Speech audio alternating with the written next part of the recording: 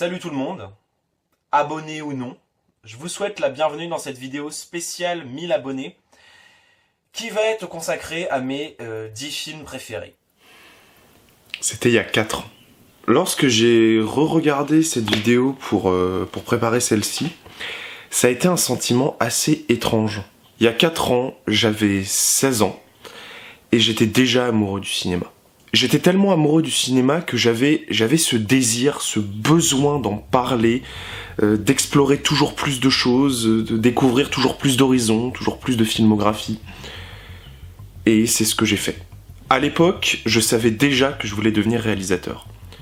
Et ce qui est très étrange pour moi, en retournant dans le temps comme ça, c'est que je me rends compte que ce petit con est devenu un parfait étranger. J'ai tellement évolué, j'ai tellement changé, j'ai découvert tellement de nouvelles choses en 4 ans. Et paradoxalement, je suis toujours ce petit con. Je continue à faire des vidéos dans ma chambre et je continue, toujours plus amoureux, toujours plus passionné, à parler de films. Tellement amoureux du cinéma que j'ai même commencé à en faire, tout seul, à mon petit niveau, avec les moyens du bord. Je prétendrai pas une seule seconde que j'ai pondu des chefs-d'œuvre ou quoi que ce soit, mais je rougis pas de ce que j'ai fait. Parce que j'y ai mis mes tripes. Et aussi parce que j'ai tellement aimé écrire et réaliser, j'ai tellement aimé développer des univers, j'ai tellement aimé diriger des acteurs, j'ai tellement aimé porter ces projets jusqu'au bout, que j'ai envie de recommencer encore et encore. Et dans quelques mois, si tout se passe bien, je vais pouvoir commencer à sérieusement étudier le cinéma, à apprendre à faire du cinéma, et qui sait, peut-être un jour à avoir la chance d'en faire mon métier. Même si, spoiler, ce ne sera malheureusement pas le cas, puisque pour ça, il aurait fallu être reçu au concours. Ceci dit, dans tous les cas, il y a une étape assez significative qui a été franchie, et je me suis dit qu'il était important de refaire une vidéo pour poser de nouvelles bases, une vidéo consacrée à ces films, dont je peux dire qu'ils ont changé quelque chose dans mon approche du 7e art. Pour préparer cette vidéo en 2 parties, j'ai fait un gros travail d'introspection. Et plus je réfléchissais sur mes goûts, plus je me suis rendu compte que je ne pouvais pas appeler ce que vous êtes en train de regarder top de mes films préférés. Parce que cette expression, elle veut rien dire en réalité. Ça veut dire quoi, préférer tel film à tel autre? Sur quoi je me base pour établir une liste ordonnée, et plus important encore, sur quoi je me base pour décider que tel film mérite d'être plus haut que tel autre? Sur le plaisir que j'ai ressenti au visionnage, ou au contraire sur le fait que le film soit resté après? Comment je fais par exemple pour départager un film que j'adore et que je peux regarder 30 fois d'affilée, et un film que j'adore tout autant mais que je n'ai jamais envie de regarder? Et s'il y a un film que j'adore, mais que je sais être objectivement un peu moins bon qu'un autre film que j'adore aussi, est-ce que je dois être un minimum objectif, ou est-ce qu'au contraire je dois laisser uniquement ma subjectivité s'exprimer? Mais comparer des films en se fondant uniquement sur le rapport subjectif qu'on entretient avec eux n'a pas de sens non plus, parce que ces films, on ne va pas les aimer pour les mêmes raisons. Alors j'ai pris une décision. J'ai dégagé cette expression merdique qui veut rien dire, je me suis posé devant mon compte Sens Critique, et je me suis dit la chose suivante. Tu vas faire défiler les films, et noter tous ceux qui, lorsque tu y repenses, résonnent en toi de façon instinctive. Le pourquoi, on verra plus tard. Donc c'est ce que j'ai fait. Et lorsque j'ai regardé à quoi ressemblait cette liste, je me suis rendu compte que beaucoup des films qui étaient présents, j'aurais jamais pensé à les sélectionner si j'avais appelé cette vidéo top de mes films préférés. Parce que les films qui étaient sur cette liste, c'était pas les films que je considérais comme les meilleurs de l'histoire du cinéma, ou comme les plus représentatifs du travail de réalisateur que j'adore, ou même ceux que j'avais le mieux notés.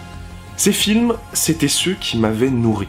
C'était des films qui avaient marqué ma cinéphilie pour des raisons toutes plus diverses, les unes que les autres, mais surtout c'était des films qui s'étaient ancrés en moi de façon si indélébile qu'ils avaient, d'une façon ou d'une autre, nourri ma créativité.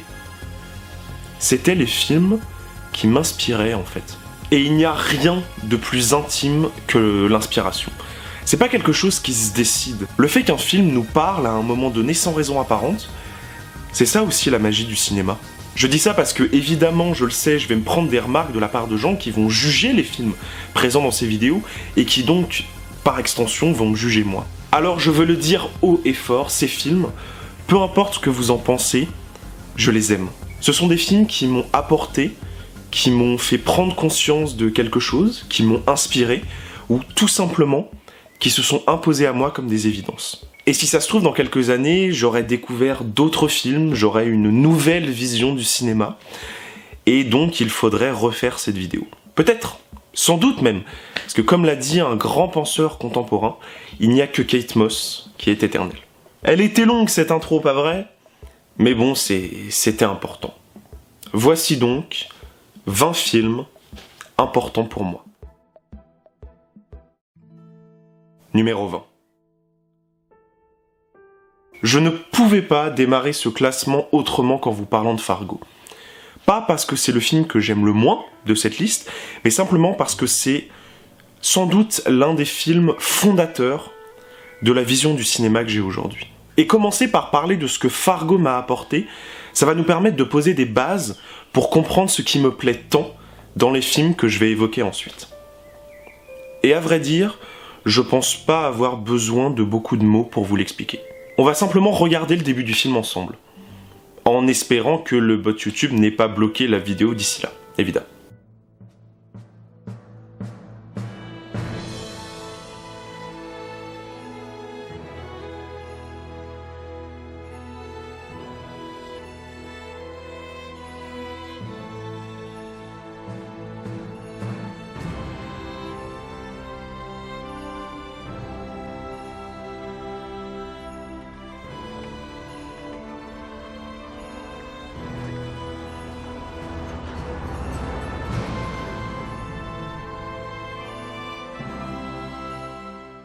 Vous sentez ou pas?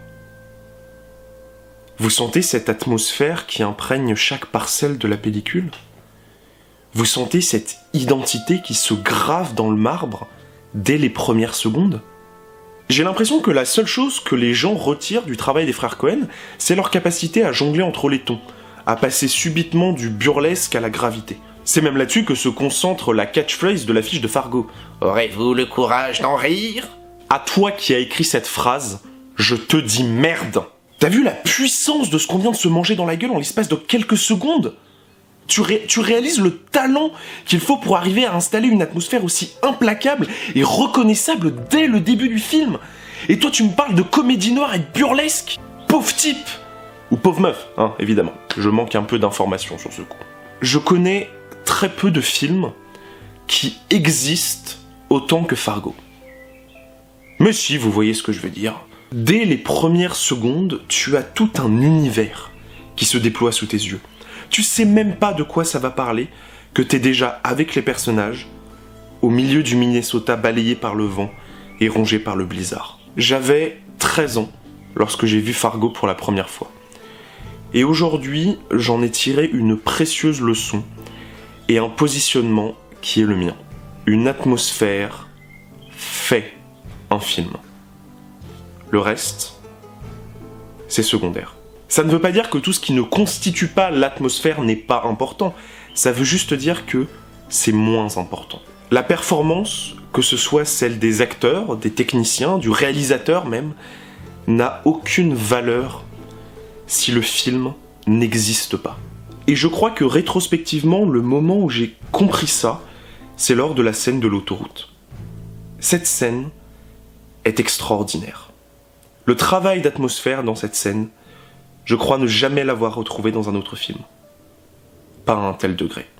C'est radical comme positionnement, j'en suis parfaitement conscient, mais plus je réfléchissais sur mes goûts, et plus je me rendais compte que c'était d'abord ça que je cherchais dans un film. Le scénario peut avoir quelques ratés. Les acteurs peuvent ne pas être parfaits. Si une atmosphère s'installe, le film sera réussi. Je veux être hypnotisé. Je veux planer sans avoir à prendre quoi que ce soit.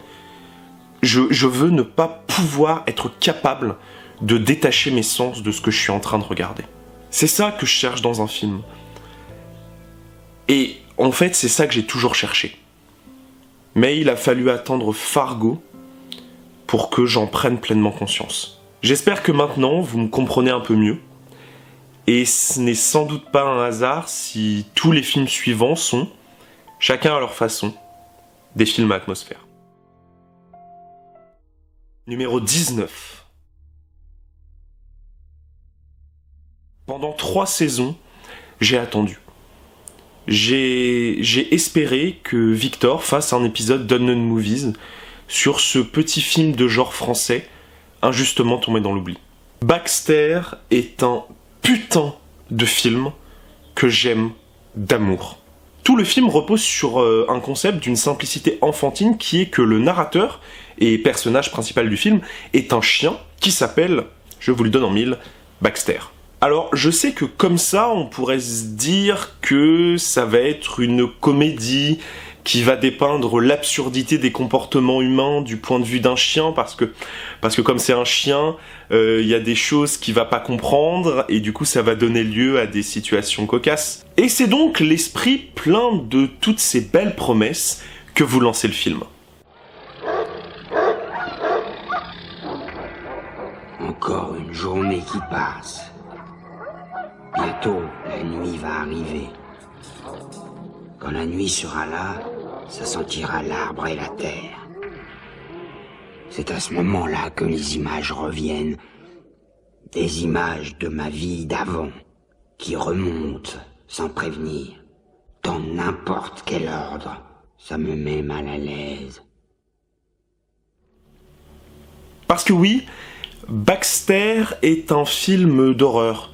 Enfin, pas exactement. Disons que le film en soi est un drame, mais qu'il installe une ambiance, on l'a vu, légèrement oppressante.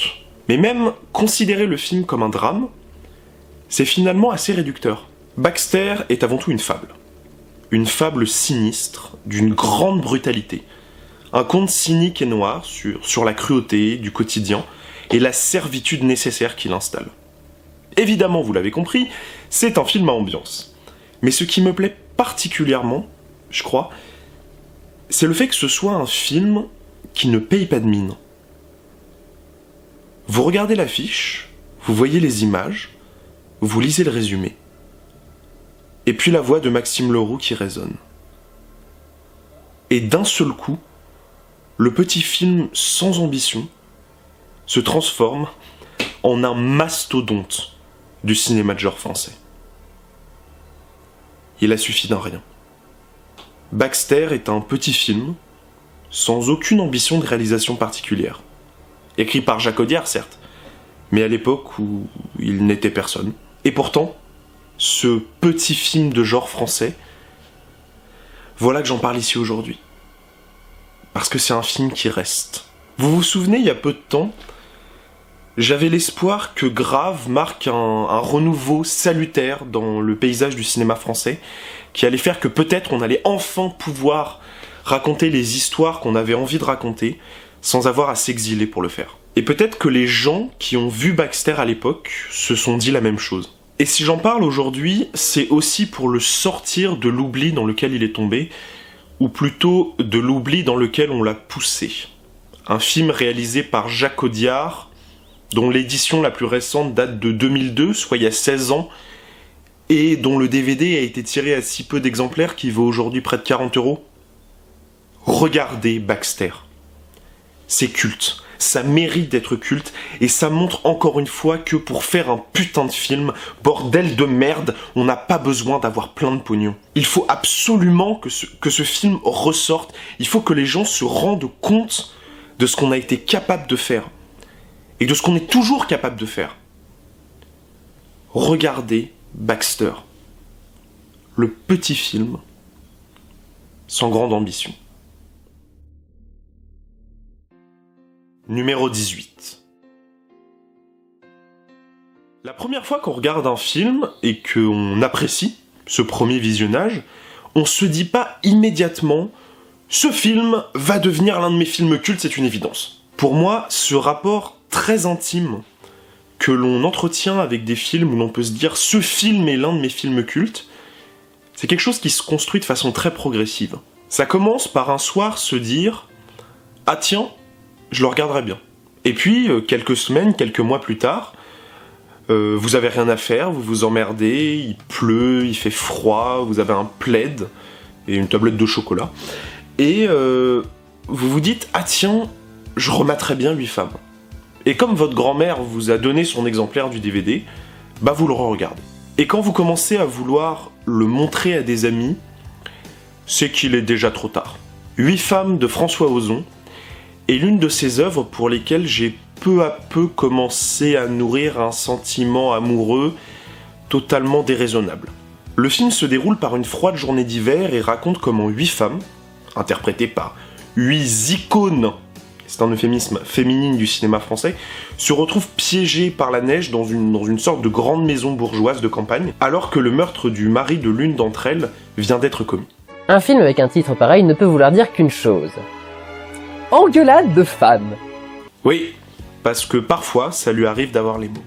Véritable pastiche des films policiers des années 50, empruntant beaucoup à tous les poncifs scénaristiques rendus célèbres par les romans d'Agatha Christie, 8 femmes est une putain de pépite. Un trésor pour tous les amoureux du cinéma et de ses actrices, mais également l'un des huis clos les plus prenants qu'il m'ait été donné de voir. Déjà bien évidemment du fait de cette intrigue policière rondement menée à la conclusion à la fois surprenante et intelligente. Si. Mais au-delà de ça, parce que putain qu'est-ce que je m'éclate devant ce film. Les dialogues écrits par les auteurs parmi lesquels Ozon regorgent de répliques absolument hilarantes et ravageuses. Ta tante est dévorée de haine et de jalousie à mon égard, mais c'est normal. Je suis belle et riche, alors qu'elle est laide et pauvre. Oui, bon, voilà, quand il a raison, je vais pas non plus... voilà. Et puis surtout, au-delà de la performance des actrices, au-delà du travail de réalisation qui arrive à la fois à imiter tous les poncifs scénaristiques du genre, tout en affirmant sa propre identité, au-delà de l'humour noir et de l'humour cynique qui gangrène le film d'un bout à l'autre, au-delà de tout ça, 8 femmes est une putain de comédie musicale. Ce film est fou. De A à Z. J'en suis complètement fan. Tout est culte là-dedans, quoi. Merde, je veux dire, ça c'est culte. Ça c'est culte. Ça aussi c'est culte. Et ça, bordel de putain de merde, c'est culte. 8 femmes est une ode dédiée à la grandeur de l'actrice. Plus qu'une comédie musicale, plus qu'un film policier, plus qu'un film à mourir de rire, c'est un film sur l'amour du cinéma, dédié aux amoureux du cinéma, et c'est le film qui m'a, je pense, donné l'amour du huis clos. Alors, lorsqu'il y a quelques mois, Daniel Dario nous a quittés, me sont revenues ces images de moi, emmitouflé dans un plaid, où je la réécoutais encore, avec amour, chanter les mots de Brassens. Rien n'est jamais acquis à l'homme, ni sa force, ni ses faiblesses, ni son cœur. Et quand il croit ouvrir ses bras, son ombre est celle d'une croix. Et quand il veut serrer son bonheur, il le broie. Sa vie est un étrange et douloureux divorce. Il n'y a pas d'amour heureux. Mais le spectacle, lui, doit continuer. Numéro 17. Je suis né en 1998. J'ai 20 ans. Je fais partie de la jeune génération. Ce qui signifie que je suis inutile à la société, que je porte des sarouels, que je fume du shit et que je bloque des universités lorsque je suis pas content. Mais au-delà de ça, être jeune, c'est aussi être dans une construction permanente. On évolue physiquement, intellectuellement, moralement aussi. Et surtout, on vit avec son temps, qu'on le veuille ou non. Et il y a toujours à un moment où on finit forcément par se construire en fonction de lui. Ce qui veut dire que ces films nouveaux, qui vieilliront en même temps que nous, sont tout aussi importants pour la construction de notre cinéphilie que les chefs-d'œuvre qui ont fait l'histoire du cinéma. Et en ce qui me concerne, Whiplash de Damien Chazelle fait partie de ces films. La première fois que j'ai découvert Whiplash au cinéma, c'est indéniable, j'avais beaucoup aimé. C'était un premier film coup de poing, original, sur un univers qui m'était pas du tout familier, extrêmement bien joué, à la fois audacieusement et subtilement mis en scène, bref, un excellent millésime 2014. Et puis j'ai grandi. J'ai vieilli. J'ai affiné ma personnalité, j'ai affiné mes goûts, et j'ai progressivement construit une vision de qui j'étais et de ce que je voulais devenir. J'ai nourri un rêve, j'ai exercé ma passion en créant, en écrivant, en tournant des choses à mon échelle et en vous les partageant. Et alors que je faisais tout ça, j'ai découvert quelque chose. Quelque chose dont je n'avais pas vraiment conscience et que je n'ai pu apprendre qu'au travers de mes expériences consécutives. Le processus de création est un processus d'une extrême violence. Vous devenez obsédé.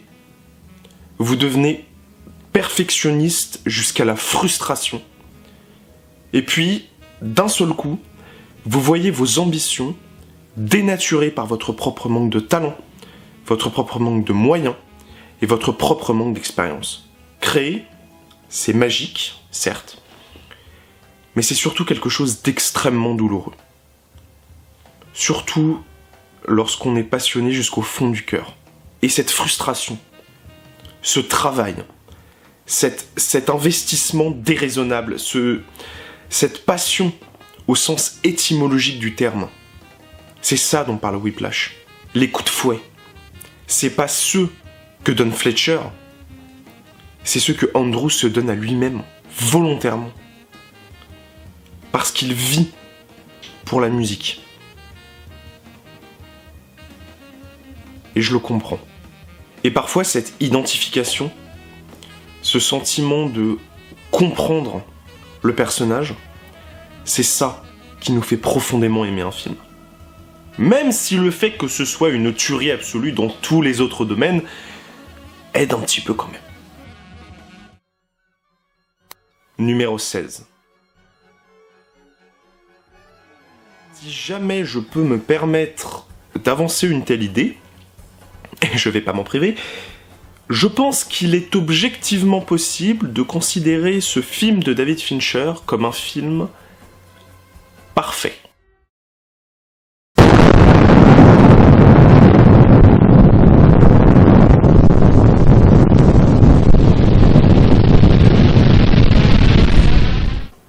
J'adore lâcher des trucs comme ça. Mais comme toutes les blagues, il y a un fond de vérité.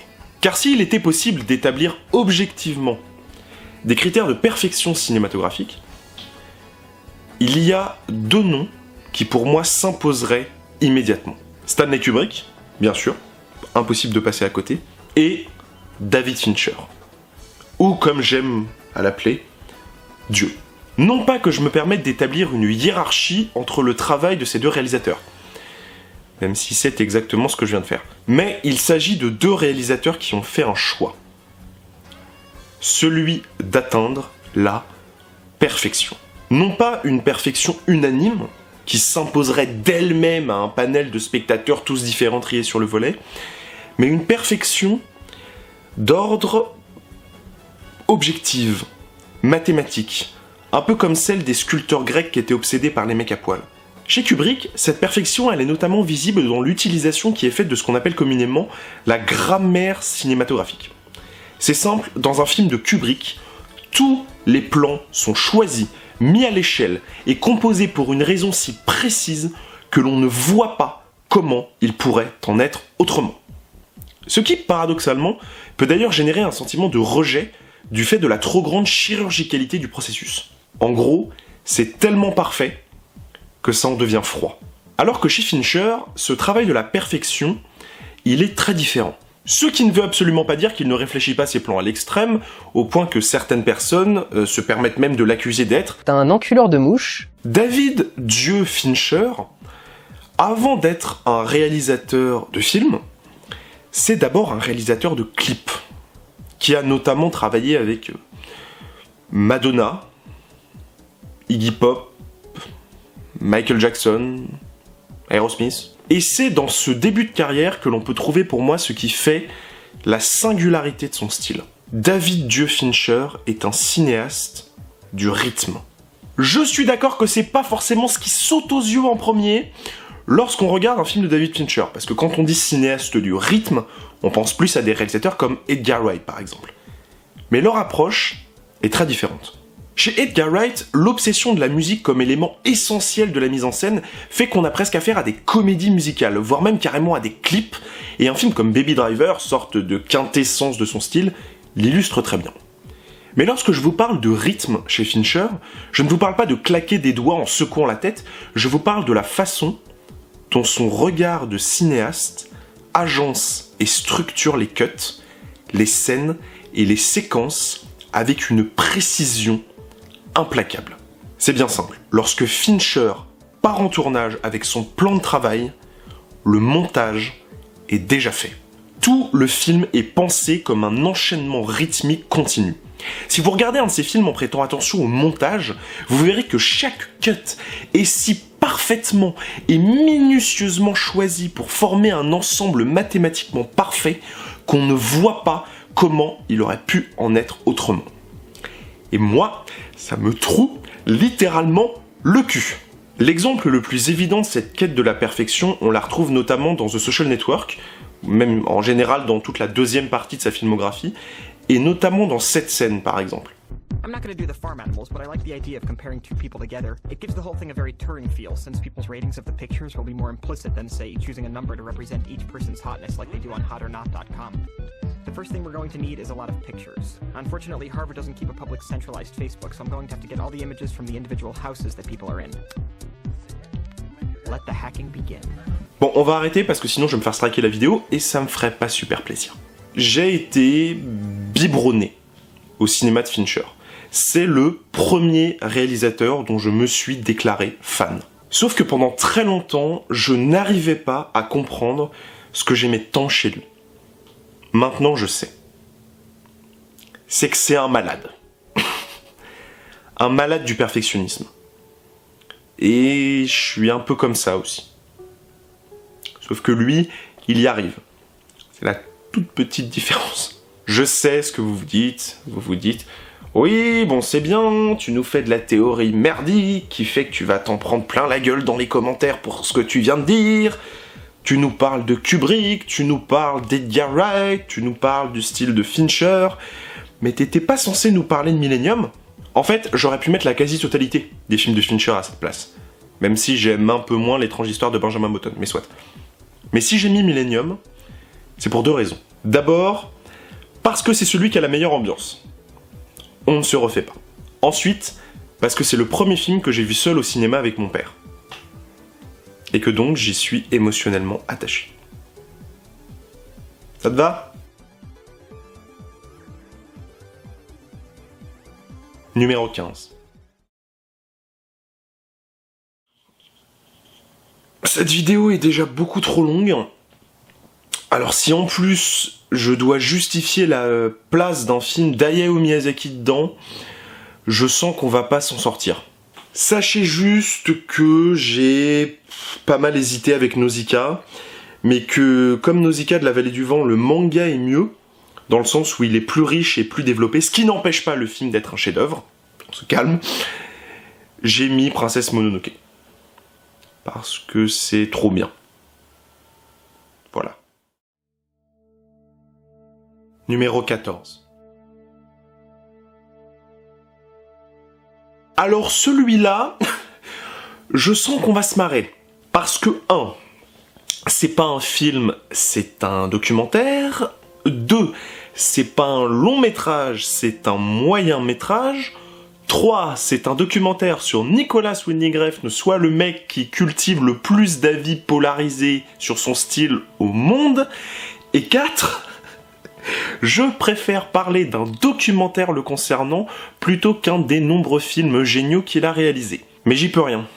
My Life Directed by Nicolas Winding Refn, un titre un poil trop court, j'en conviens, est sans conteste l'un des films qui m'inspire le plus au monde. Avec cette vidéo, vous commencez maintenant à mieux me connaître. Vous commencez à cerner mes goûts, ma vision du cinéma, et peut-être même à comprendre comment est-ce que je peux avoir telle ou telle opinion concernant tel ou tel film. Et vous le remarquez, et vous le remarquerez, il y a des choses qui reviennent. Parce qu'évidemment, il y a des thématiques qui me touchent, plus que d'autres, et il y a des visions du cinéma qui me parlent plus que d'autres. Et la raison pour laquelle c'est une vidéo assez difficile à faire pour moi, c'est que lorsqu'on navigue de façon approfondie dans la cinéphilie de quelqu'un, ce que j'essaye de faire ici, forcément, à un moment, on en vient à toucher à son intimité. Étudier une cinéphilie, c'est un peu une forme de psychanalyse. Et si je vous dis tout ça, c'est parce que le sujet de My Life Directed by Nicolas Winding Refn, c'est finalement le même que celui de Whiplash, la violence de la création. À ceci près que, ici, il ne s'agit pas d'un personnage fictif, mais d'un véritable artiste qui construit peu à peu son travail et qui le voit se noyer sous ses yeux dans un océan de déception et de frustration. Dans la même veine que le documentaire Fucking Kassovitz, qui suit le tournage apocalyptique du film Babylon AD, My Life Directed by Nicolas Winding Refn, réalisé par Liv Corfixon, la femme du réalisateur en question, capture au plus près l'ensemble du processus créatif du film Only God Forgives, œuvre bâtarde, imparfaite mais génialement expérimentale, en y intégrant de nombreuses scènes de leur vie intime à Bangkok, où toute la famille l'a suivi le temps du tournage. Beaucoup décrivent le film comme une sorte de making-of allongé d'Only God Forgives. Ce qui, vous vous en doutez, est une énorme connerie. Alors certes, on ne va pas le nier, beaucoup de scènes concernent le tournage du film, la recherche artistique et musicale qu'il précède, etc. Mais c'est pas ça qui le rend intéressant. Et je vais même aller au-delà, ce n'est pas ça le sujet du film. À mon sens, My Life Directed by Nicolas Winding Refn, c'est presque une tragédie. Parce que c'est un film sur l'impossibilité de créer quelque chose qui soit à la hauteur de nos ambitions et qui transmette le message que l'on cherche à transmettre. C'est un film sur l'impossibilité de dire ce qu'on a à dire, et plus important, c'est un film qui nous montre d'une façon assez brutale que la création artistique, c'est une forme de travestissement. C'est une insuffisance. Parce que tout ce que l'artiste crée est forcément moins bon que ce qu'il fantasmait de créer. Et ce qu'il y a de déchirant dans ce documentaire, c'est d'assister à cette prise de conscience, de la voir naître petit à petit dans le regard du réalisateur. J'ai de l'empathie. J'ai de la peine pour Nicolas Winding Refn en regardant ce documentaire. Parce que je le comprends. Et c'est sans doute pour ça que je trouve ce film d'une justesse si absolue. My Life Directed by Nicolas Winding Refn, c'est un film que j'ai regardé avant tous mes tournages. Et que je regarderai encore. Pour me préparer. C'est dingue comment la création est quelque chose de masochiste en fait. Numéro 13. Alors attendez.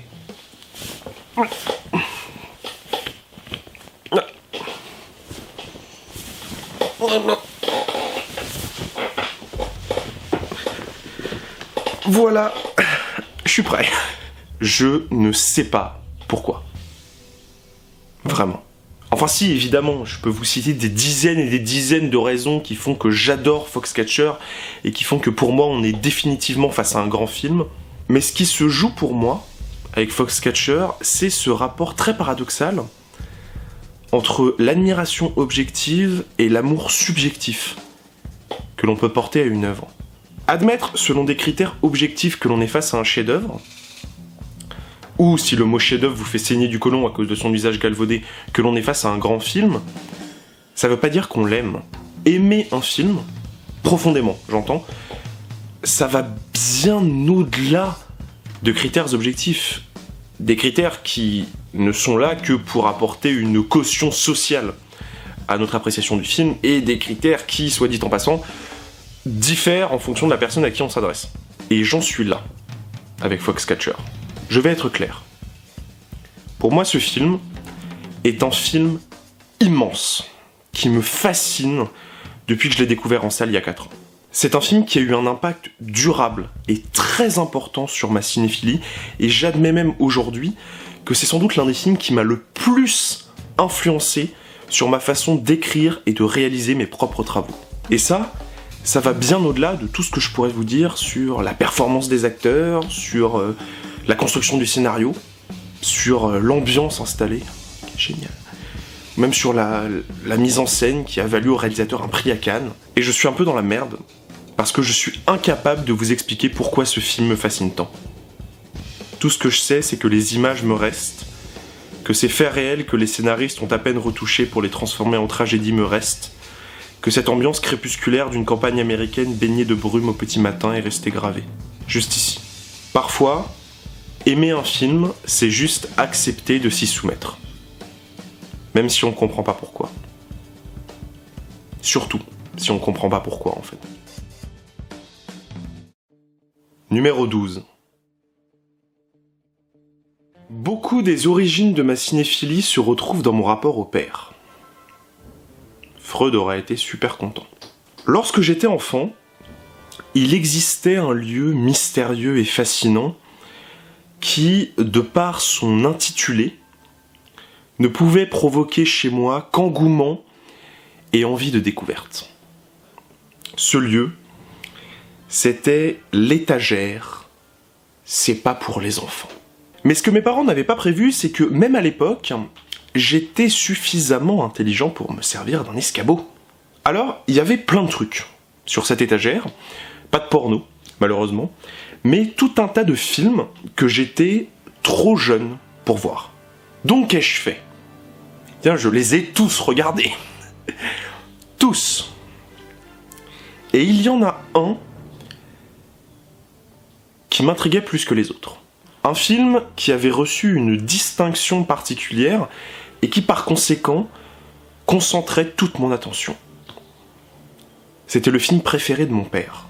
Réalisé par Alan Parker, Pink Floyd The Wall est une sorte de cauchemar ininterrompu qui nous plonge dans l'esprit d'un schizophrène dépressif et paranoïaque alors que son statut de star du rock adulé l'a définitivement plongé dans la folie. Et ce film bordel, c'est un peu comme si un gang te coinçait dans une ruelle, te foutait à poil et te défonçait la gueule. Mais genre pendant plusieurs heures, tu vois, genre il se relaie. Quand il y en a un qui est fatigué, il passe le pied de biche à son pote, et à la fin t'es tellement défiguré que tes parents doivent apporter une radio de tes dents au médecin légiste pour qu'on puisse t'identifier tant ton visage ressemble à un nid de super frelons japonais. C'était très imagé comme comparaison. Ce qu'ont fait Alan Parker et Roger Waters avec ce film est sans équivalent. Ça ne s'arrête jamais. Jamais. C'est cauchemardesque jusque dans l'ultra-violence, incroyablement poétique et surtout esthétisé jusqu'à ce que le mot en perde sa force et finisse par se soumettre au rendu final. Une fois que le film se termine, t'es assis, le regard perdu, un filet de bave qui a coulé tellement bas que ça a taché tes chaussures, et tu ne comprends pas ce que tu viens de regarder. Est-ce que c'était un clip ? Est-ce que c'était narratif ? Est-ce que c'était un dessin animé diabolique entrecoupé de séquences tournées ? Est-ce que c'était de l'art vidéo expérimental ? Même aujourd'hui, j'en sais rien. Un film qui pousse aussi loin les possibilités esthétiques du 7e art, je sais même pas si ça existera à nouveau. Par contre, si vous avez du mal avec la musique de Pink Floyd, là ça risque aussi d'être douloureux, mais différemment. Plus d'un point de vue anal. Alors, ça je l'ai dit, ça je l'ai dit, ça je l'ai dit, ça je... Ah oui. L'ambiance est plutôt pas mal.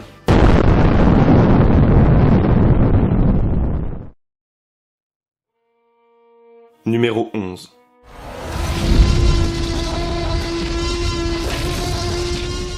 Et nous terminons cette première partie sur une touche d'émerveillement. Mon premier émerveillement cinématographique sans doute. Jurassic Park, le film de mon enfance. Le film qui a coûté cher en livres sur les dinosaures à Noël. Jurassic Park, parce qu'il fut un temps où les blockbusters faisaient durablement rêver toutes les générations. Jurassic Park, pour sa musique, qui reste aujourd'hui ma préférée de toute l'histoire du cinéma. Jurassic Park, parce que c'est un film qui qui suinte, qui porte et qui transmet l'amour du cinéma. C'est sur cette note poétique pleine de nostalgie que se conclut cette première partie de la vidéo consacrée à ces films importants qui ont construit ma cinéphilie, qui m'ont donné l'amour du cinéma et qui ont inspiré celui que j'espère un jour partager. J'espère que cette vidéo vous a plu. N'hésitez pas à donner votre avis et à évoquer ces films qui vous ont touché vous dans les commentaires. Quant à moi, je vous dis à la semaine prochaine pour les 10 premiers. Salut à tous.